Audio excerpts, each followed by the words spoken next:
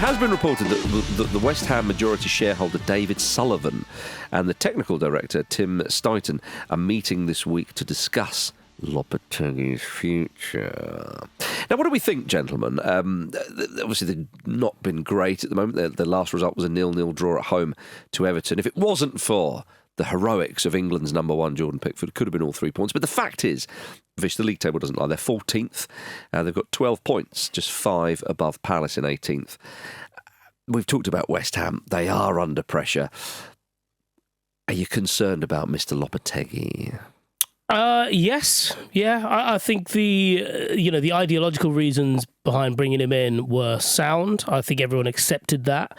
I think at the time when they were making their moves in the summer, it felt like the right thing to do. It felt like they were getting upgrades in basically every department, and yet they have been so poor. And those new signings, either we haven't really seen them or they just have not started well at all. Mm-hmm. I think it's maybe Crescencio Somerville who's been the only, promising player out of the, what is it, in excess of 100 million they've spent on players in the summer. Yeah. And I think the biggest issue is that you can't even necessarily see what the plan is that is going on, if that makes sense. It's not necessarily like, oh, right, they're trying to play in an engaging fashion and they're being caught out quite a few times. Uh-huh. But, there is a bigger picture here. We can see that. You can't even see that. Yeah.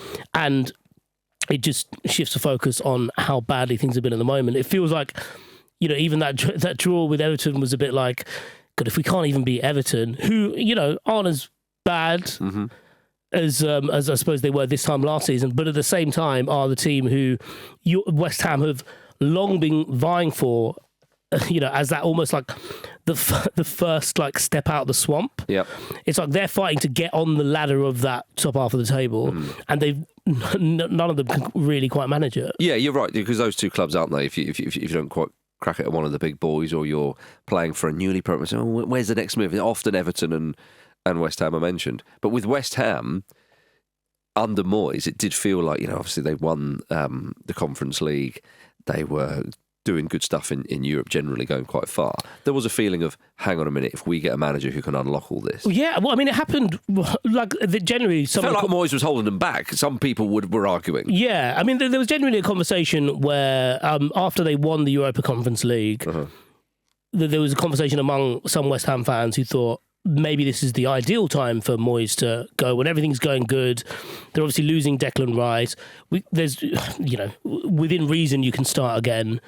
And obviously it just happened a year later. But I think we described it as such before, but it's like, as soon as they start thinking above their station, it just falls apart. And it must be incredibly infuriating as a West Ham fan. And infuriating to think that they held talks with Ruben Amorim.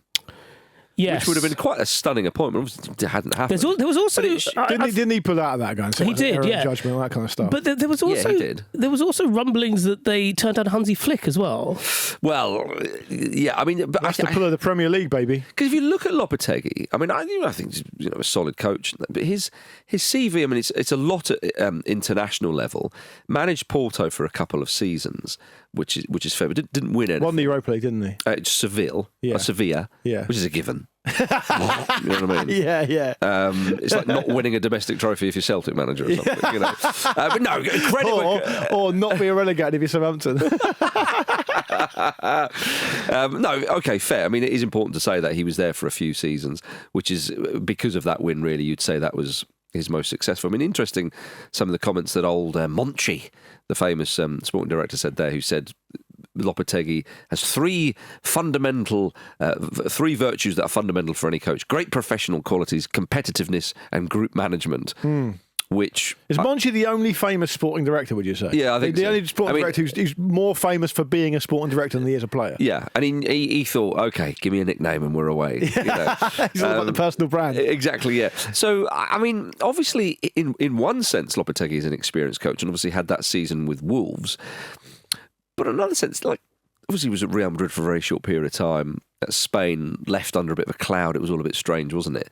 So, I don't know. I'm almost sort of tempted to say it was a slightly odd appointment. Maybe. A risky Moyes. appointment, you mean? But following Moyes, if you wanted to presumably that's what they wanted. With some of the players that they had, you saw flashes of Paquetá with his stuff, or Kudus, and again, one or two, and Bowen, of course. Paquetá's been particularly shit this season. He hasn't has. He?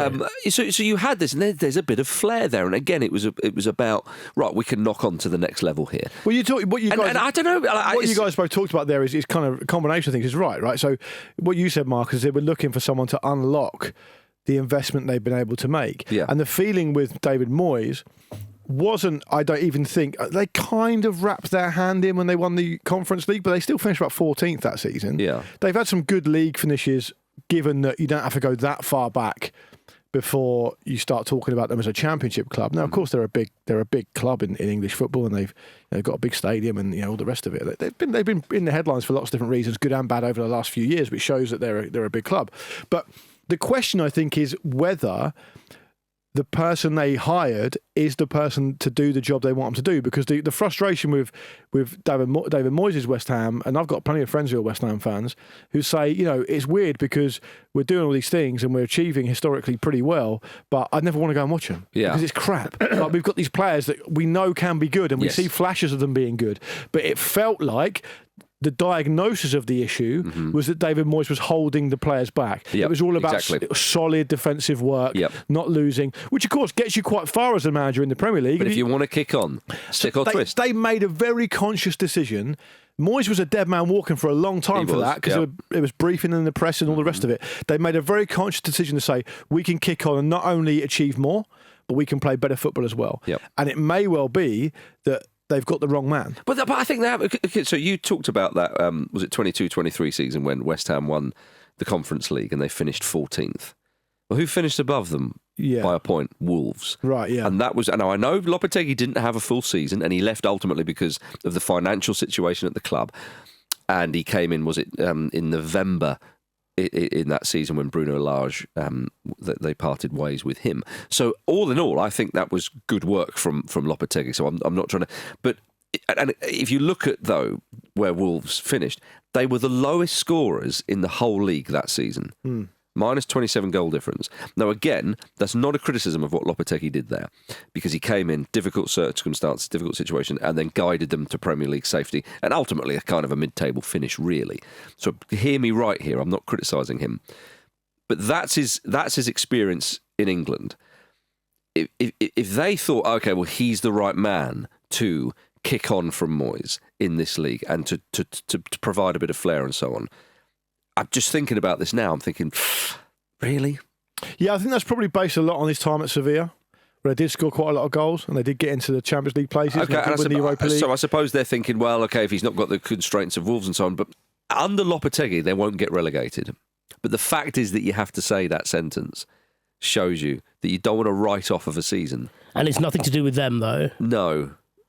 Because, there are worse teams in the league than them. Well, indeed. The manner in which the last few games have gone for them, and they've only just managed to narrowly beat Man United. That is a damning indictment. They should have been beaten. Yeah, they should have been pumped. Yeah. They're absolutely whooped by. It's one of the worst defensive performances in the league this season. Yeah. That first half. Yeah, it was terrible. Yeah, I mean, it was just insane. But they were also whooped by Spurs and whooped by Forest. But I mean, and the Forest thing is that's probably. You look at Forest this season and you think that Liverpool win, that's a feature rather than a bug, I think, now, because you can kind of confidently say that because they've been so good. But let's move on to a couple of other managers. So Gary Neal bought himself a bit of time when Wolves beat Southampton, because there was talk that could be his last game if they lost it, because again, with Southampton having a poor start to the season, they turn up at Molineux. I mean, if they didn't win that, you would think bloody hellfire. So a decent 2-0 win. They're two good managers to take together, given they've just played each other, actually, as a conversational point, because I think that was something that obviously I am slightly biased here, but I think I think when you look at what's transpired at Wolves and the way that game transpired. Well, what did we find? We found as soon as Southampton play a really must-win game to save their manager, really, against a team that's also struggling, they just do exactly the same thing. Like they have loads and loads of the ball and they create one chance. There's something like north of 70% possession away from home. I mean, after the game, the fact Russell Martin said, hopefully I'll be talking to you in 2 weeks. Yeah. I mean, that is... He has tried. That's incredible for a manager to utter that. I don't think it was that outlandish, was it? Very rare. It was kind of almost jokingly, I know I'm under pressure. Let's hope I'm talking to you in 2 weeks' even time. so joking about that. I mean, I suppose... We're all adults, aren't we? We know how these things go. But very rare. Humour. Yeah. Yeah. Well, Eric Ten Hag didn't say anything like that, did he? Do you know where the phrase gallows humour comes from, by the way? Yeah. It was a particularly notorious, I want to say Victorian criminal who was sent to the gallows to be hanged, of course. Oh, right, yeah. And they said to him, and this is reported in one of the newspapers at the time, in London, I think. Cake or death? They said to him, have you got any last words? And apparently it was reported that he said, pointing at the trapdoor, are you absolutely sure this is going to hold my weight? And that's where the phrase gallows humour came from. It's good. Southampton tried to mix it up. They did it against Leicester. Yeah. They were at home to Leicester. They gave up the ball. They had, compared to what they normally have, hardly any of the ball, and they still come off at the back of what happened. Here's my assessment of Russell Martin. What happened off the back of that game was Russell Martin saw a game where he thought, my team have got absolutely no control whatsoever because we haven't got the ball and we can't control what's happening. They lost 3-2 in a real kind of ding-dong affair, and he thought, this is no way to manage. I can't, because managers like him are all about the process. Yeah. And his assessment would just be, we play like we always play. Yes. This is how I know how to play. And he's been on record saying it when he was in clubs he's been managed before. This is how I do things. Yeah. If we do it this way, the results will speak for themselves. He's hit a ceiling here. No shame in it.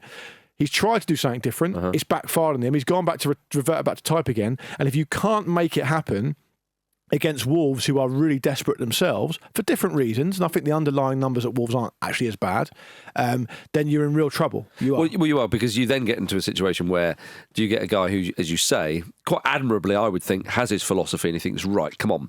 And we talk about the dearth of good, decent English, or I'll say British, because obviously he played for Scotland, coaches. And here's a guy who's trying to do it in a different way. And in terms of his philosophy, when they got promoted last season, you thought, this guy might have something about him.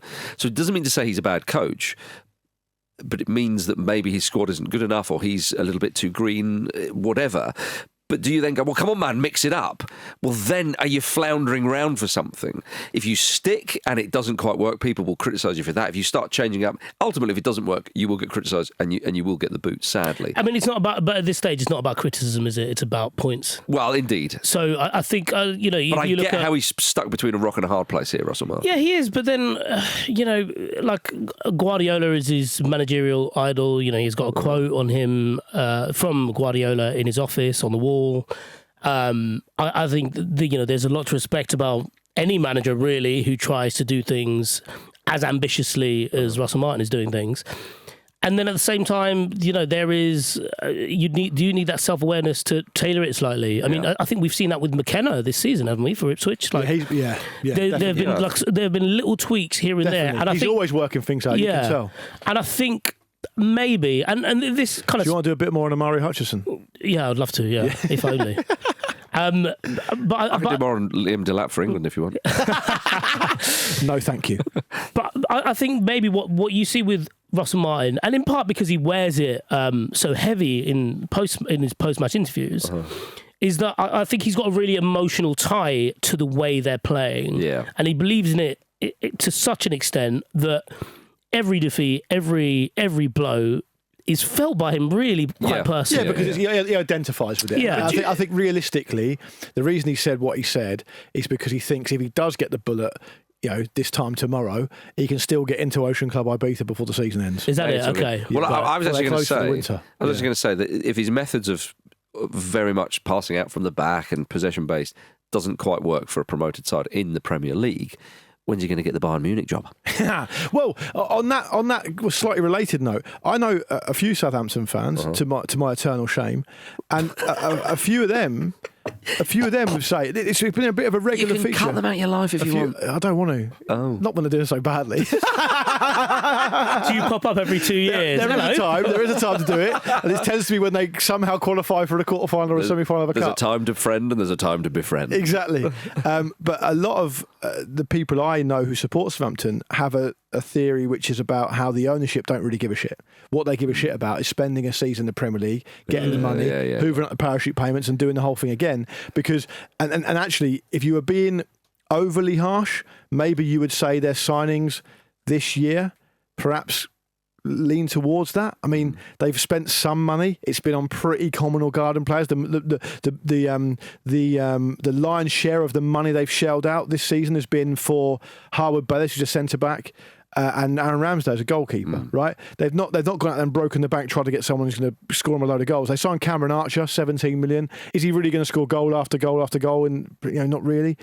Ben Diaz again, cut price forward. I think he's probably a little bit better than he's shown, but he's never really pulled up trees in this country at the very top level. So Flynn Downs from West Ham as well. Yeah, wasn't even really starting for West Ham. And he's also a defensive midfield player, right? Yeah. So.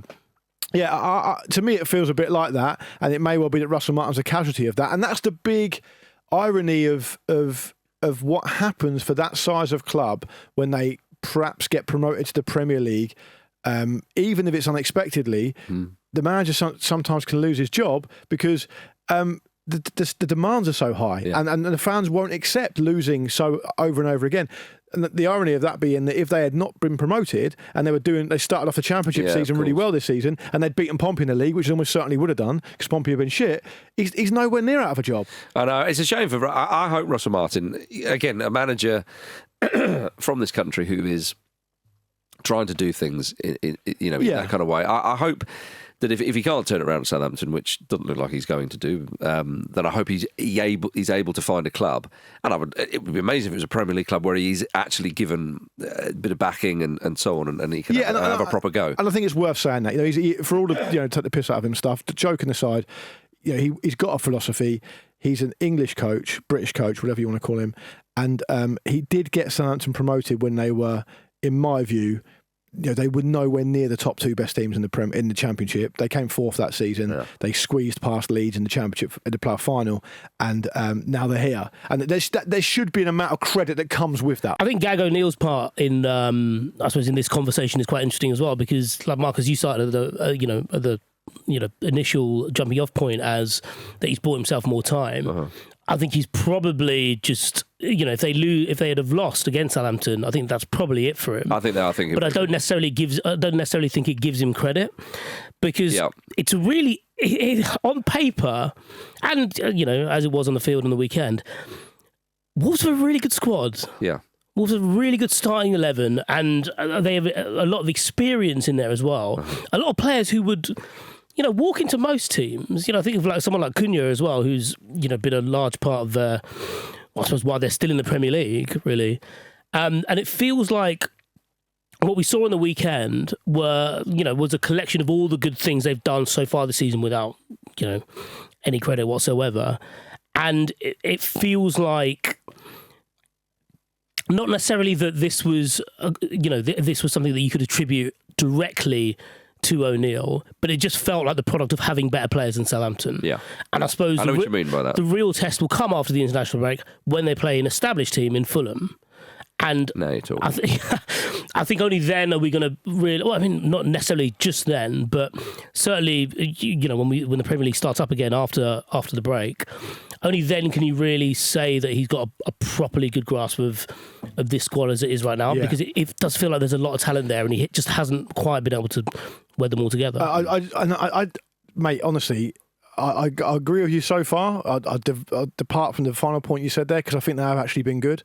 I think they've had an absolute dog of a fixture list. I think they've not had trouble scoring goals. So you talk about emerging together. They've actually scored quite a lot of goals. I think they've scored the most goals in the bottom half. So you might want to check that. Well, yeah, Brentford would be the only side scored more. Yeah. And if you look at the goals they've conceded, which is the most in the league. It is, but a huge percentage of those have come in 2 games. Noni Madueke. One against Chelsea, one against Brentford, but they lost 5-3. And obviously, those things happen. I'm not absolving him of them. They did happen. But I thought they were really good against Man City. Now that may tell you a bit more about Man City as well, because they've found it difficult. But I actually think the underlying numbers at Wolves have been decent. If you look, I don't know how much stock you guys put into this, but if you look at their expected points based on their performance around their XG and their XA and stuff like that, I don't put an awful lot of stock in it personally, but it's there. It's a stat for you to use if you want to when it suits your argument. Oh yeah. They should be 3 or 4 points better off according to the number bods. We're now running this fucking game. Yeah, and if you look at, I suppose to back up your point, they've played Arsenal, they've played Chelsea, they've played Liverpool, they've played Aston Villa. The final point is a lot of their fixtures are out of the way now. They've played Man City, but they haven't played Fulham. But their next games are Fulham, Bournemouth, Everton, West Ham, Ipswich, and Leicester. Yeah. Why did you put Fulham in that list? Because that's who they're playing next. No, but like you say, after Fulham, they've then got this. Okay, they'll struggle badly against Fulham. I think they will. After that, they'll be all right. You'll see. They'll be gutted as well because they've missed out on their Ten Hag United voucher. Yeah, exactly. Coming up after the break, Fulham are on the verge, though. They are. Well, they're on the march. They're on the verge. You've got to march before you to get to the verge. How far away are we from being on the verge? Oh, you'll find out after this. We won 5. Can I finish speaking? Are you going to interrupt?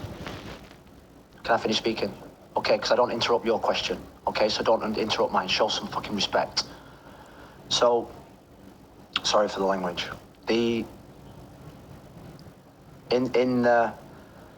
Sorry, what was the question? Ask me the question.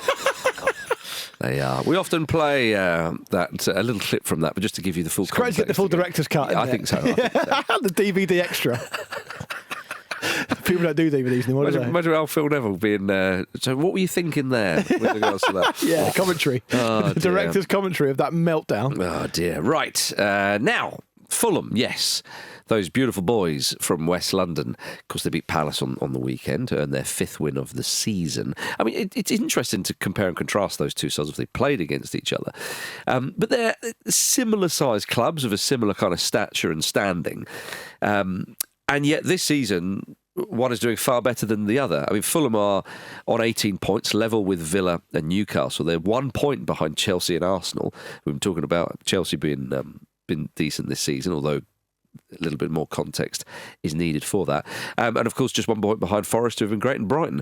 It's the most points they've achieved after 11 games in a top flight season since 1960. The Fulham? Yeah. Contrast that with Crystal Palace, who have 1 Premier League win and are just sitting inside the relegation zone.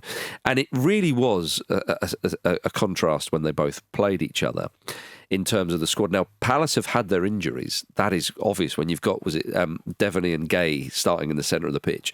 Gay's a centre-half. But they both did okay. Devaney hardly any experience at that kind of level. And it felt pretty sort of easy pickings for Fulham. They didn't have to do too much. I mean, okay, that was a mistake was involved and so on. But you look at Fulham, the confidence they're playing with, the squad that they have as well. I mean, Emile Smith-Rowe's in there. I mean, it's a bit of an Arsenal B team at times. But even with Reece Nelson coming in and so on, you've got some exciting players, and some of them are younger players as well. But also, both sides lost their best players in the summer. Obviously, Elise to Bayern Munich, and of course, Paulinho went to the same place as well.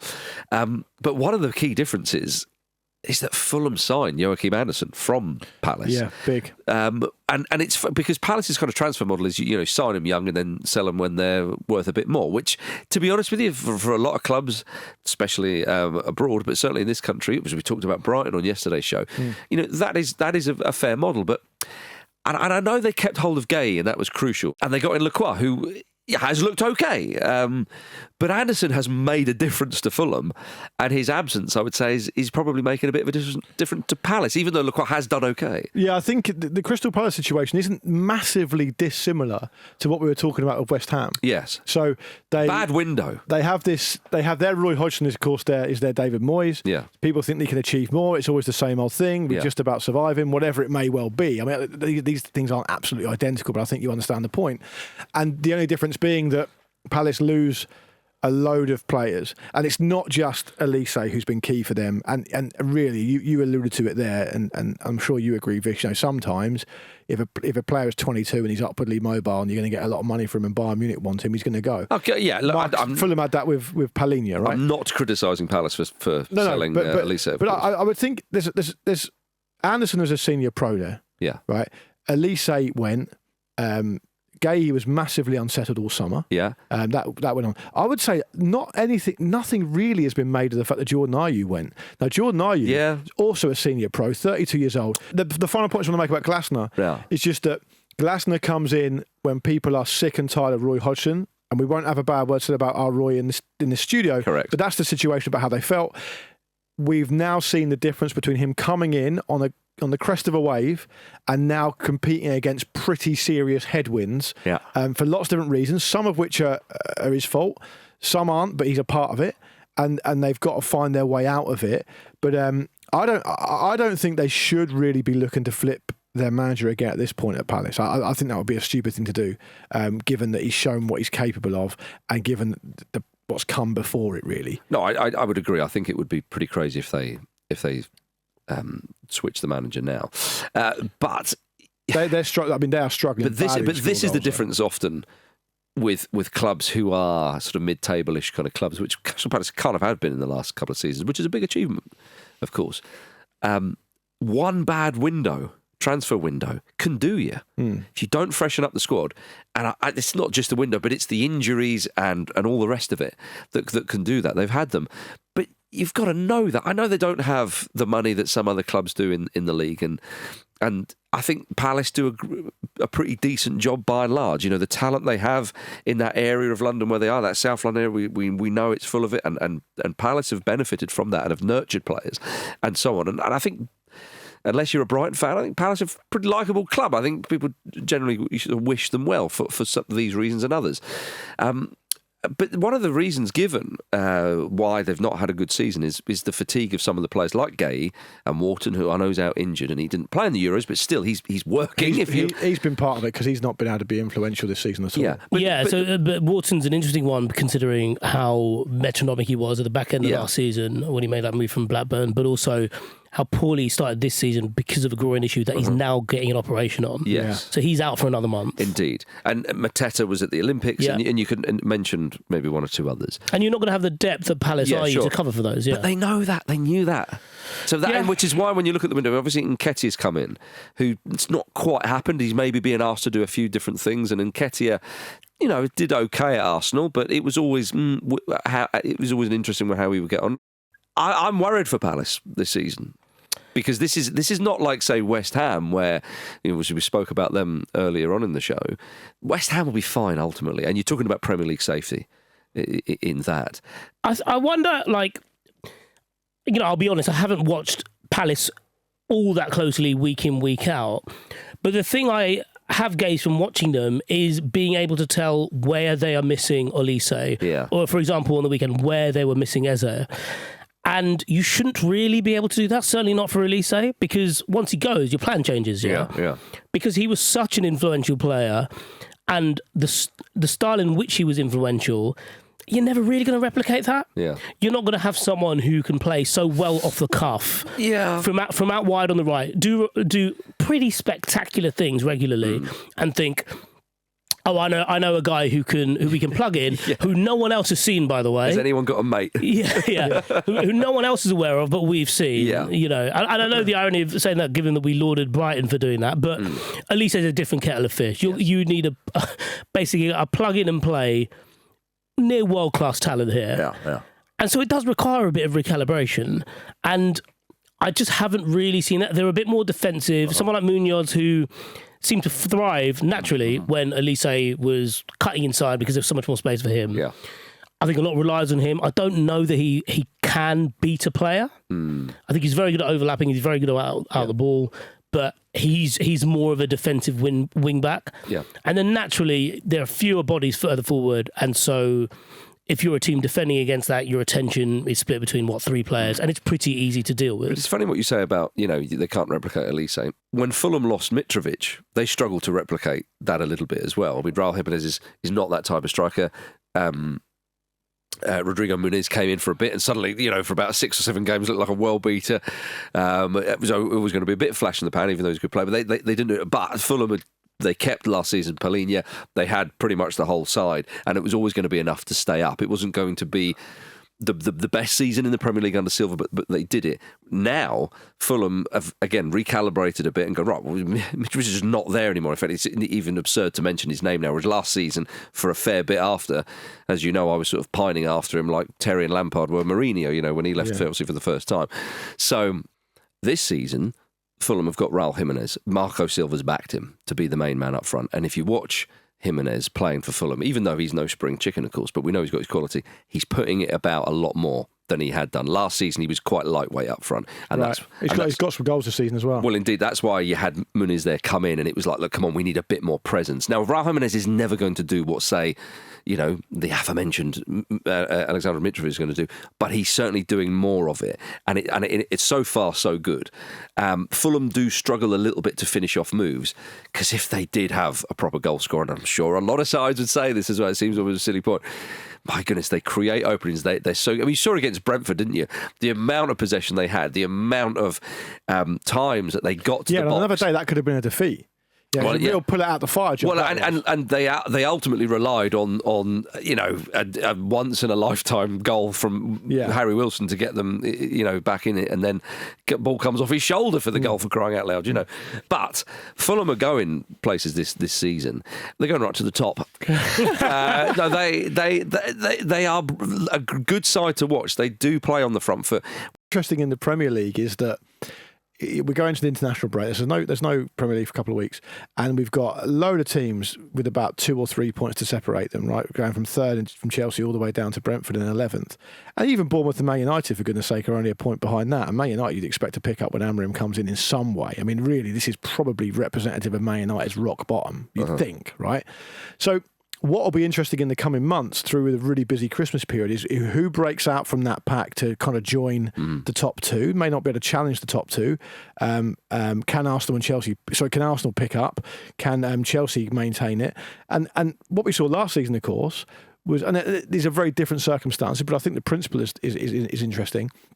Is Aston Villa are able to break in there. Yeah. And they're able to break into there because other fancy teams weren't able to maintain their intensity.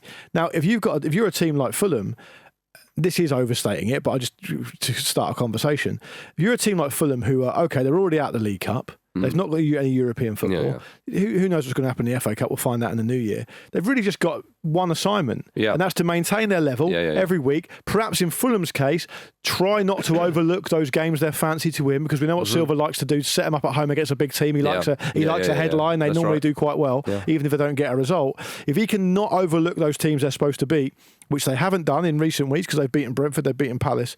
They also beat Forest away, didn't they? Which is a great result for them. So that could be really interesting. I'm not saying it could be top 4 interesting, but it can certainly be top 7 or 8 interesting. Well, because look at the options they've got, especially going forward. I know there's the lack of goals, but the creativity's there. If they can just you could finish a few moves, totally. But in that circumstance, if you look at the absolute apex of this type of conversation is Leicester in 15-16, right? Yeah. And what happened was Leicester had to be good. Of course they did. But what also had to happen is a load of other teams had to be off it for different reasons. Indeed. And if you look at the teams that Fulham will be competing with, there are question marks over can Aston Villa replicate it this season. Right. Well, on recent evidence, they can't. They've been really inconsistent. They're down in 9th. They've not been able to replicate. Newcastle, they're a bit hit and miss. Spurs have been super inconsistent. Brighton, can they maintain it? Nottingham Forest, would they drift away? There's Man United are on their haunches. Other teams, Brentford, they're a bit inconsistent as well by their very nature. Bournemouth, can they get up there? There's all these teams Fulham are effectively competing with. They've almost, with the exception of Brighton and Forest so far, they've been better than them. Yeah, they have. You look at the midfield and the forwards against Palace. You got Sander Berge. He's been a great signing. He's so tough. A brilliant signing. And it's a really difficult job going in there where Palhinha was before. I know they're different players, but they're playing the same but you're position. right. It's a great man to have in there, because even Sasa Lukic, not many would know him, but he's done a good job, although he's not in the side at the moment. Andreas Pereira has been great for Fulham. Emile Smith-Rowe, Reece Nelson coming in, and Reece Nelson actually is elbowing. It's not easy to do. Adama Traore out the side. I mean, it's quite similar. Last person you want to be elbowing. A lot of pace, but just can't finish at the moment. But hopefully hopefully that'll change. He's always had that, and I suppose like now that he's getting a clean run, it's on him to iron that out. Silva is very good at getting those players who have got something going. Right, come on. These are the faults of your game. Let's try and make it. Alex Iwobi's been great, and then Jimenez up front. I mean, there's a lot of loveliness in there. But even look at Fulham's bench from the weekend. You know, of the players that brought on Kearney, Muniz, Adama Traore, Harrison Reed, Harry Wilson. Like, it's the depth is there to not just, I suppose, give people minutes and keep it fresh, but also problem solve as well. You know, those players offer you very different things, and exciting times. Good goalkeeper, good fullbacks as well, and a great support. Let's move on. Yeah. Coming up after this, Lucas Moura has had a thing or two to say about Jose Mourinho. Now then, Ruud van Nistelrooy's time as Manchester United manager has come to an end. A boo-hoo, a boo-hoo. They're going through him, aren't they, these managers? I tell you what. Off of him as well now, are they? He was seen chanting. He was seen chanting at Leicester City supporters, "Can we play you every week?" It felt at times that they were, but he knows how to get one over on the former Premier League champions, it's fair to say. He managed 4 games, 3 wins, 2 of those, of course, against Leicester, 1 against PAOK, and a draw against Chelsea. Unbeaten. And I would say, Ruud, leave it there. I reckon, never going to get any better than that. I reckon you should put a little disguise on, go back into Man United tomorrow and say, "I am Ruud van Amorim." Ruud and Amorim. Yeah. Yes, indeed. He got a bit of applause, of course, from the Stretford end, which was nice. And he said after his final game, "I think there's a foundation in the past 4 games where there was a strong unity and good spirit." Is that a dig at Eric? And will Ruben be pleased to inherit such a strong unity and good spirit that Ruud has rebuilt since old Baldy left? I wonder if if you'd find it more annoying, because it was like it's part of the quote unquote new manager bounce is lifting the players up. You don't want them already lifted. No, it's true. Like in let's not talk about Van Nistelrooy not being part of what came before as well. Of course, he's very much on the bench every single fucking game. You know, like in a comedy set when sometimes the warm-up act is too good. You're like, hold on, you're laughing a bit much for that. Yeah. I don't want to follow that. That's not what you want. Yeah. Exactly. I feel like it's just as much about. I don't want to take anything away from Van Nistelrooy. I don't really know much about his managerial career overall, but this has been just as much about Ten Hag's circus leaving town and Van Nistelrooy being left behind than it is too much about what Van Nistelrooy is capable of. I'm not saying he's not a good manager. I'm not saying he won't go on to great things. Don't know if he's going to be part of Amorim's setup going forward, but although I doubt it. But really, this is a case of people have left. Let's just have a bit of fun. Let's enjoy ourselves. and it sounds flippant, but like from what I've seen, there's something in that. Vish will watch him more than me, but from what I've seen, the intensity and the freedom and the discipline as well they're playing with has been very different to under Ten Hag. Amad Diallo's made a difference, but he's been left. I mean, I thought it was interesting what Bruno Fernandes said about Alejandro Garnacho when he scored an absolute peach, but didn't celebrate his goal. And Bruno said, first name terms, Mr. Fernandes to me said he believes that Garnacho had lost the faith of some fans, and he said that. Which I find astonishing. Well, I did, because Garnacho, he looked a bit pissed off. He's never struggled to celebrate before. I mean, we remember when he ran and sort of sat on the crowd and did that sort of sitting celebration and so on. Yeah, he mimicked Hamid Kudus. Yeah. So again, he doesn't struggle to celebrate. It did seem certainly celebrate that goal at Craven Cottage that we saw that time. All right. In the last minute. That was ages ago. So it did seem out of character. But Vish, is this, because for me, as an outsider looking in, there's not been a huge amount of outfield players that deserve much credit under Ten Hag. I would say Garnacho's probably one of them. And secondly, is this just some pissed up moron having a go at him, or is this like a generally felt a feeling in the Man United crowd? Because if it is, I think that's crazy. Yeah, I think there's been he's been part of the collateral from having featured so much. And things not going well. That you hear it a lot of times. Certainly, I've heard it a few times from Manchester United fans about, you need to give more, and they lose sight of the fact that he's a young winger. He's only 20. He's a young winger who was over promoted because there was so much guff before him, basically. Mm-hmm. And also, I completely agree with that. But just to add further, to gild that lily a bit more, I would also say when there's such a negative vibe around the club and confidence is low, playing in a wide creative forward position is one of the hardest things to do, because you've got to try things. And if you're a centre and the crowd, you're right next to the crowd. Exactly. As well. And if you're a centre back or a whole midfield player, you've got to go about doing your job and trying to stop goals going in. All right, you can fail at that, but you're not really going to be criticised individually unless you make a big error. If you're a player out there putting it on the line every single game, which is basically his brief, he deserves even more credit because he's actually come out of it with semi-decent numbers. He always looks like he wants the ball. He's not always doing that thing that you see wide forwards do when they've no confidence, where they turn inside and play it simple. I actually think he's been a really good bright spot for them. And the reason I asked the question is because there was talk that it was some kind of altercation with a fan, an individual fan, which affected him. And I wondered if it was that or whether it was a wider the crowd Old Trafford are on his back, because I haven't noticed that. I think it's more it's almost a practicality, as you discussed there, about being on the wing, and you probably just hear it a bit more, don't you? I think he's definitely very emotive. I think you see a lot of the moves he makes on social media and see that he's very plugged into like what people are saying and how much is being talked of about him, right? As any 20-year-old would, I suppose. And I don't really mind it. I think you framed it as this, and I'm going to kind of run with it. But I think it's probably out of order because he, as you say, he has been not just one of the few bright spots, but I think he's been quite a consistent presence in a lot of the things that. Well, of the few things United have done well, he's been at the centre of that, and it's and like as you say, like he's kind of fearless in an environment riddled with fear and indecision. He's direct and fearless. And by the way, and something did happen. There's previously unseen footage of come out, it's doing the rounds on social media now, and you see at the end of that game, lots of the players are going up to Garnacho and sort of giving him a pep talk and arm round and so on. Right, okay. Fernandes was one of but like a number of them have. So something has happened there, which, as Luke says, seems pretty crazy to me. Yeah, that's sad, and I hope he gets through that. So, to me, this whole Ten Hag era, which we're at the back of now, and we're going to see a new one when Amorim comes in. My goodness, we'll miss that. The outfield players who I think, and I've said this before, but just to repeat, Bruno Fernandes' level is, he's got his shortcomings, but his level is very high. So I don't think he's really done anything wrong.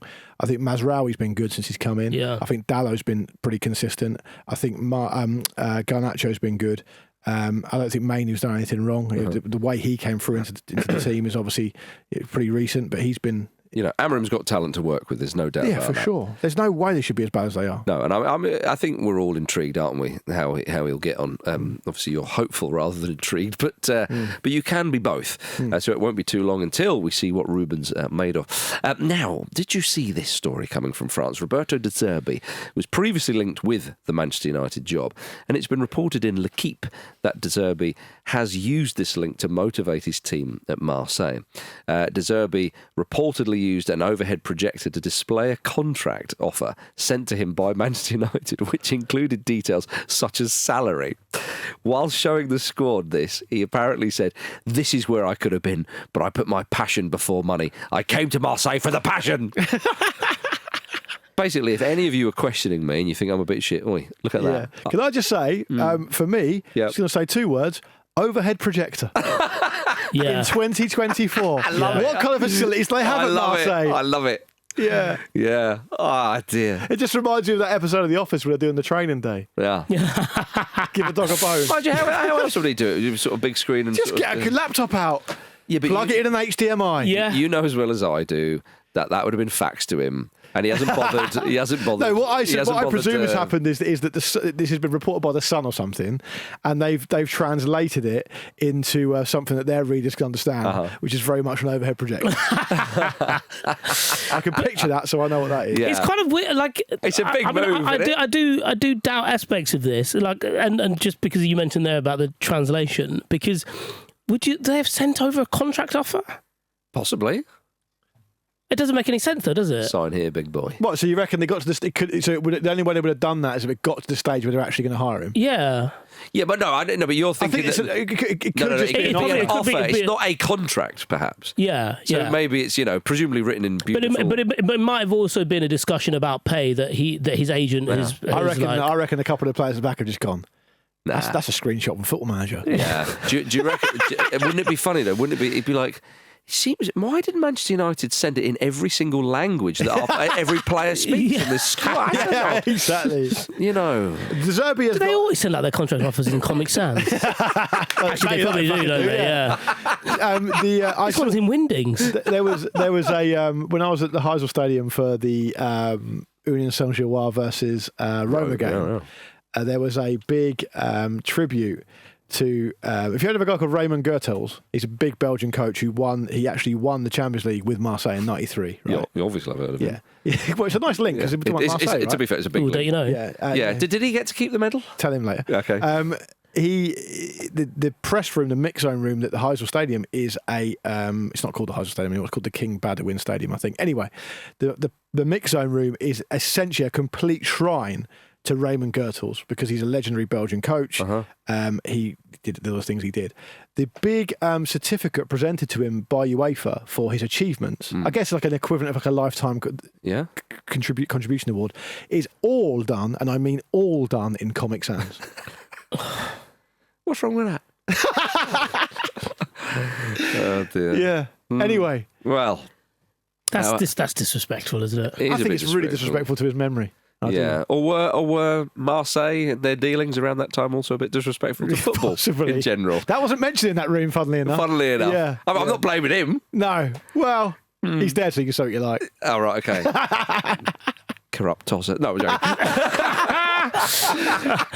No, I don't know. No, I wouldn't sully his. He's an amazing character. He used to the cigarette and the coat, and looks exactly like Columbo, Peter Falk. Oh, faultless. Right, from Luke Moore to Lucas Moura. The Portuguese Luke Moore. Indeed. Well, Brazilian, but yes, Portuguese. Portuguese language. Come on. Yeah, come on. Can I just say, who's picking you up for that? For the record, Lucas Moore and I do not share the same politics either. Right. Yeah. Is he the moderate? He's a bit liberal for myself. Well, he's been talking about Jose Mourinho. And he said this: the manager I liked working with the most was Mourinho. He looks you in the eye and he's very transparent. Sometimes he'd ask me, "How are you?" And I would tell him, "I am fine." And he would say, "Really? Because in the last game, you were shit." Some people like straight shooters. Lovely manner, isn't it? Yeah. Some people like a straight shooter. In Jose Mourinho's defence, I have been at Spurs and watched Lucas Moura be absolutely shit. So it's not. I mean, it's not inaccurate.